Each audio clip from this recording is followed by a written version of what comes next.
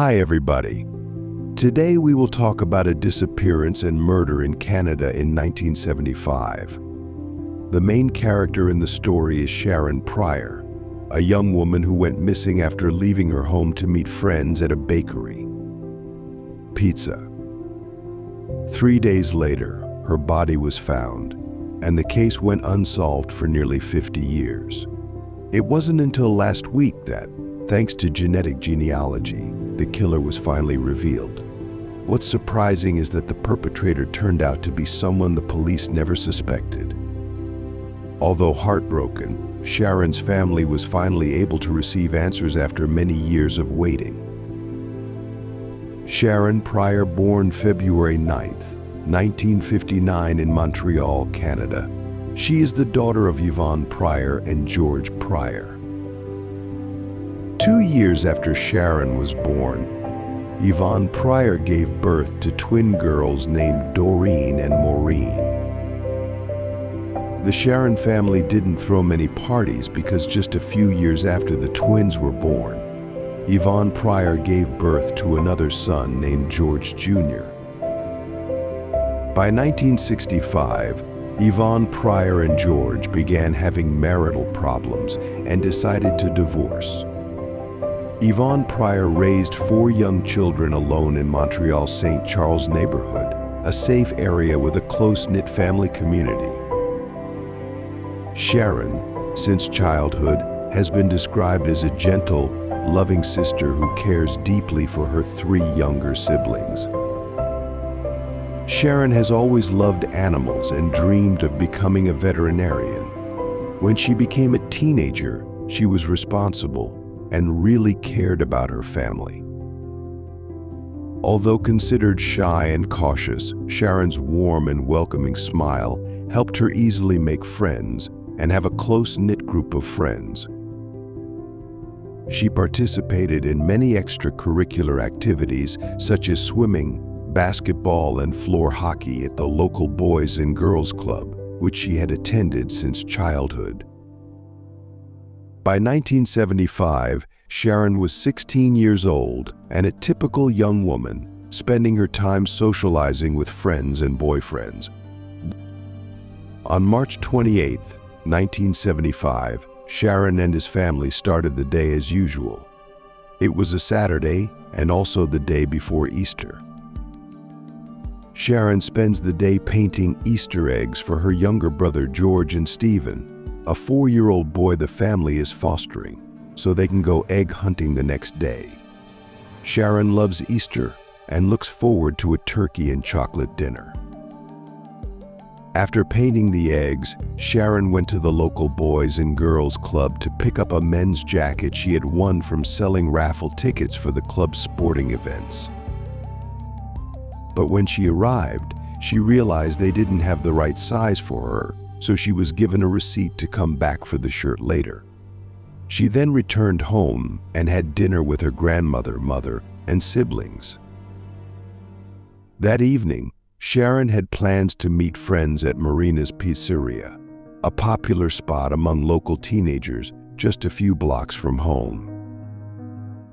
While preparing to leave, one of Sharron's girlfriends arrived and the two chatted for a while. Sharron tried many different shirts before choosing the right one. When she left the house, she said goodbye to her mother and walked out at about 7 p.m. Sharron and her friend quickly parted ways because this friend was not a member of the group they planned to meet at the pizzeria. Sharron's friend asked if she needed a ride, but Sharron said no, thank you. The two then went in different directions. At Marina's Pizzeria, Sharron's friends waited for her, but she never showed up. Since this was the 70s, they couldn't reach her by phone, so they just assumed she had changed her plans. It wasn't until late that night, when Sharron didn't come home on time for her 11 p.m. curfew, that her mother, Yvonne Prior, became truly worried. This is not Sharron's personality. She always sticks to the schedule and will call if anything changes. Yvonne Prior stayed up all night, looking out the window waiting for Sharron to return, but the next morning she still did not return. Extremely worried, Yvonne Prior started calling all of Sharron's friends, but no one had seen her. She discovered that Sharron never went to the pizzeria to meet her friends. When Yvonne Prior was trying to call and talk to neighbors, she learned that at around 7 p.m. the same night Sharron went missing, another woman had been attacked near her home. This woman named Cheryl, 23 years old, was walking along Ash Avenue when a man approached her, grabbed her arm and threatened with a knife. Fortunately, the noise of the attack attracted the attention of passers-by, causing the attacker to panic and run away. Cheryl was slashed on her arms and neck, but the injuries were only minor. The attacker is described as a white man, about 5'8", about 1.73 m tall, with blue eyes and a square mustache at the corners of his mouth. He was wearing a dark blue ski jacket, blue jeans, and pointy black shoes. When he spoke to Cheryl, he spoke in English, not French. However, because it happened so quickly, Cheryl couldn't remember any other details about this man. When Yvonne Prior heard about the attack, she was immediately concerned because Cheryl had been walking on Ash Avenue, the street on which Marina's Pizzeria is located. Yvonne Prior speculated that Sharron may have passed this man while on her way to the pizzeria. Police conducted a massive search for Sharron, but turned up no leads. Yvonne Prior appeared on the news, pleading for her daughter's safe return. However, 3 days passed without any sign of Sharron. Some people in the community thought she might have run away, but Yvonne believed her daughter wouldn't have done that. On April 1st, 1975, Yvonne's worst nightmare came true when Sharron's body was found. That morning, a beekeeper discovered her body in a rural area in Longwood, about 10 miles from Point St. Charles, about 30 minutes. The beekeeper noticed that the gate to his apiary was left open, and when he checked, he discovered Sharron's body lying about 25 feet, about 7.6 m from the road. When Longwood police arrived at the scene, they realized that a brutal murder had occurred. Sharron was brutally beaten, and her body was found nude from the waist down, suggesting she had been sexually assaulted.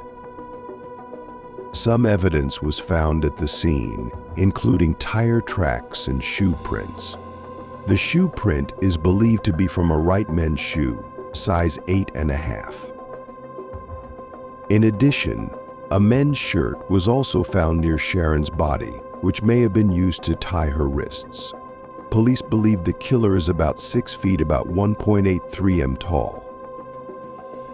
They also found a car seat cushion, a ring engraved with the word love, and a magazine page with a picture of a woman with a gun. The coroner determined that Sharron's time of death was only about 20 hours before she was found, which suggests the killer held her captive for 2 to 3 days before killing her. This was truly a cruel and terrifying act, and it is unimaginable what Sharron went through. Sharron was buried on April 4th, 1975, attended by more than 200 members of the community, all of whom expressed horror at what had happened. The fact that the killer is still at large makes the community even more worried. In the months that followed, police interviewed many potential suspects, including the owner of Marina's Pizzeria, the beekeeper who found Sharron's body, and his co-owner. More than 30 men were detained and questioned, but there was not enough evidence to charge any of them. Police believe the man who attacked Cheryl on Ash Avenue may be Sharron's killer. They claim that when his attempt to kidnap Cheryl failed, he met Sharron on the same street or a few streets above.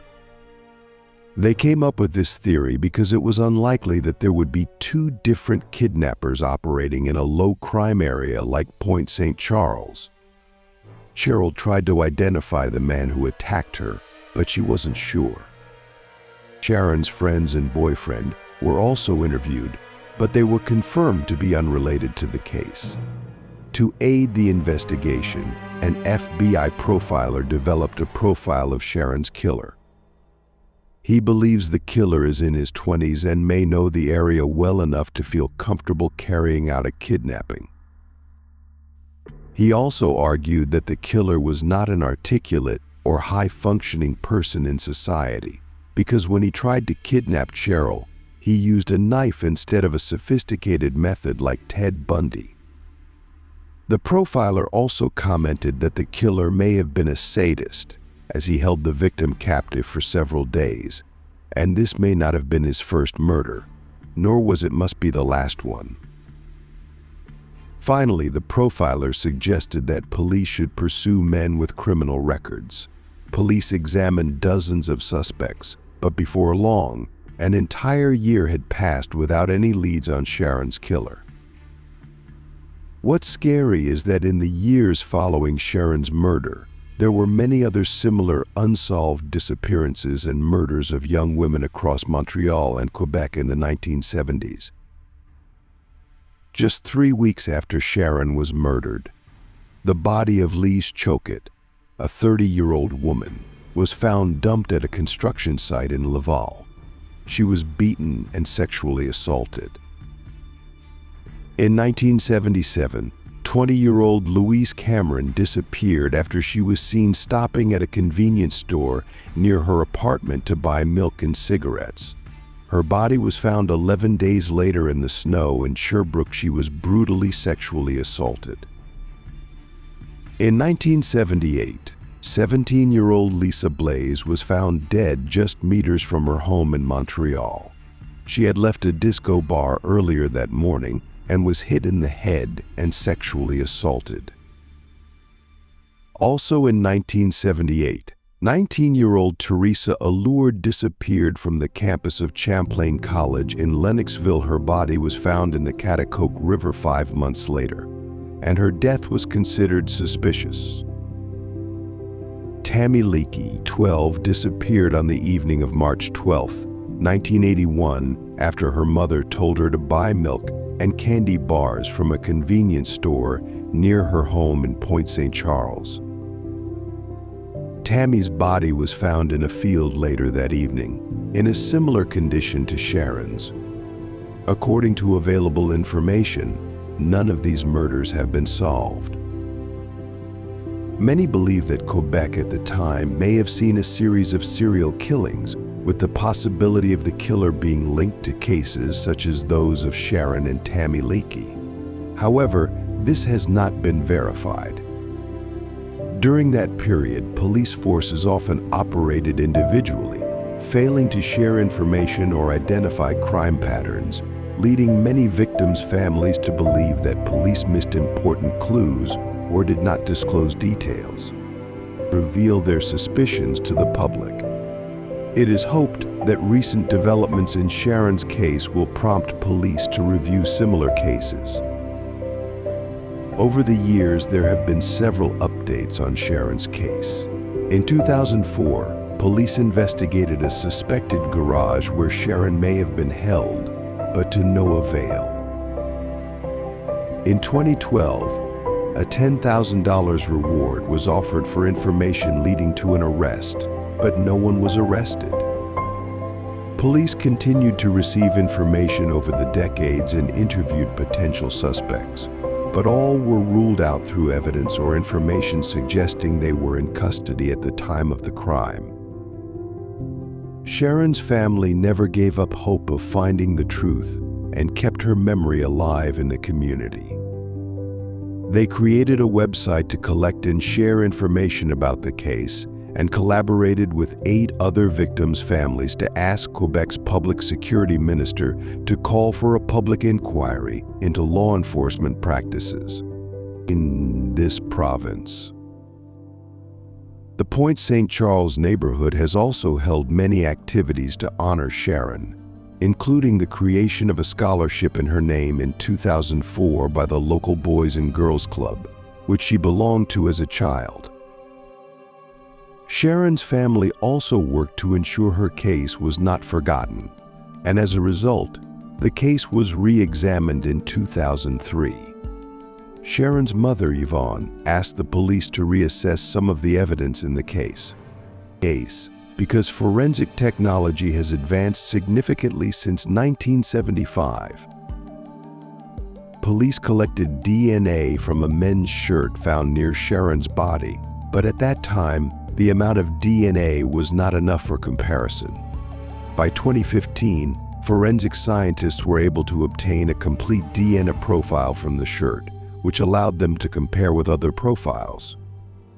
Similar DNA samples were found on many other items at the scene over the years, and police ran the DNA samples through various Canadian databases and compared them to potential suspects in the list. Despite using many methods, the police were still unsuccessful in identifying Sharron's killer. By 2017, genetic genealogy technology allowed them to use DNA from global databases to search for clues. In just a short time, experts identified the suspect's last name. Genetic genealogy is the process of comparing DNA from a crime scene with DNA voluntarily submitted to services like 23andMe. Experts use this information to identify criminals, opening up opportunities to solve many old cases. This technology has helped solve famous cases such as the Golden State serial killer and the Christine Jessup case in Canada. On June 8, 2022, Montreal police compared Sharron's killer's DNA in a global database and discovered a link to the Romine family name. This is the first time this name has appeared in the investigation. Through their search, they discovered Franklin Romine, a man from West Virginia living in Montreal, only about 9 km from Sharron's home at the time she was killed. Franklin's physical description and Rambler vehicle matched details in the case. Franklin has a lengthy criminal record with a sexual assault conviction. However, when the identity of Sharron's killer was determined, Franklin died in 1982. Franklin Romine died at the age of 36 with an unknown cause of death and was buried in West Virginia. Police found 2 of Franklin's brothers living in the United States, and they would not be surprised if Franklin was the one who killed Sharron, given his history of violence. The brother in Florida said they never really knew Franklin because he was in and out of prison frequently from a young age until his death. Franklin's remains were exhumed to confirm his identity. On May 23, 2023, Chief Inspector of Police Longwell announced that Sharron's case had been solved after 48 years. Sharron's twin sisters spoke at the press conference, expressing their emotions and thanking those who helped find the killer. Solving Sharron's case cannot bring her back, but knowing that her killer is no longer alive and cannot continue to cause harm helps her family somewhat close a long chapter in their lives.